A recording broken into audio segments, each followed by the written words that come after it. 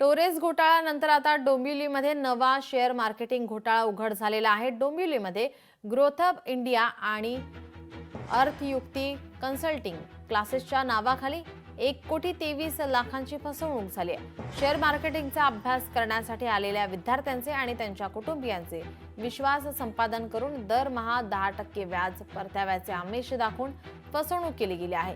फसवणुकी रक्कम 10 कोटीवर जाण्याची शक्यता आहे। डोंबिवली रामनगर पोलीस ठाण्यामध्ये गुन्हा दाखल करण्यात आले। दोघे गजाआड आहेत तर एक फरार आरोपीचा शोध सुरू आहे।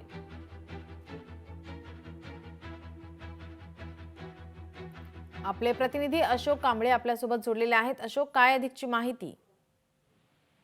नीलम, टोरेस घोटाळ्यानंतर आता डोंबिवलीमध्ये शेअर मार्केटिंग घोटाळा देखील समोर आलेला आहे। ग्रंथ ऑफ इंडिया व अर्थयुक्त कन्सल्टिंग क्लासेसच्या नावाखाली 1,23,00,000ची फसवणूक ही करण्यात आलेली आहे। क्लासेस घेतो आणि क्लासेस घेत असताना तुम्ही पैसे लावा, त्याच्यामध्ये 10% व्याज परतच्या बोलण्यावरून ही फसवणूक करण्यात आलेल्या विद्यार्थ्यांची।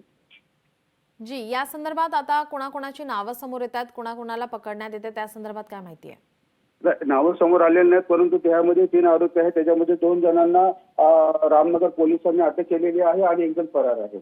जी, धन्यवाद आपण दिलेल्या या सविस्तर माहितीसाठी।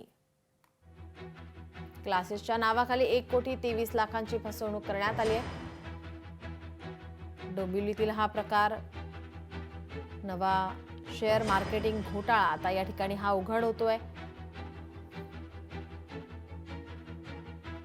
लोकांना शेअर मार्केटचे क्लासेस लावून देतो आणि शेअर मार्केटमध्ये इन्व्हेस्टमेंट करण्याबाबतचा मार्गदर्शन होईल अशा प्रकारची ऍड करून त्या ठिकाणी हा सदरचा गुन्हा झालेला आहे।